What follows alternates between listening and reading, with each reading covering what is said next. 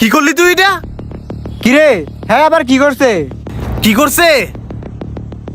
এই দেখ, তোর বন্ধু কাচ্চি খাইতে হয়েছে না, মান সম্মান ডুবাইতে হয়েছে।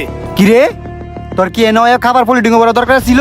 তোরে আমি বারবার করে না করছিলাম, এটা ফকিনি টকিনি লগে লইস না, এখানে গ্রাম ওথায় ম্যানার ট্যানার কিচ্ছু বুঝে না।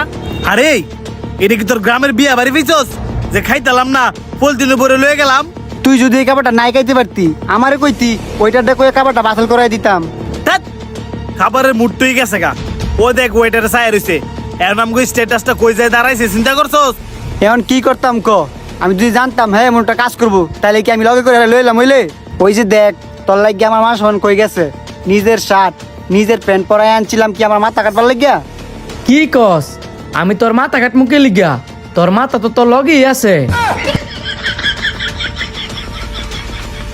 কি একটা লইছস দেখ, ইমোশনাল কথাবার্তা বুঝে না।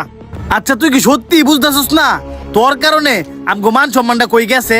তুই এই কাজটা কেন করছস ক? এই কাজটা কেরে করছি? আমি তো আগে পরে জীবন রেস্টুরেন্টে আই নাই, খাবারটা দেখে মনে হইলো অনেক মজা হইব, এই কারণে ভাবলাম ভাল লাগে একটু লয়ে যাই। যদি জানতাম এই কাজটা করাতে তোরা এমনি রাইগে যাবি গা আর তগর মান সম্মান যাইব গা, তাইলে কি খাবার আমি ফলিটিনে ভরতাম?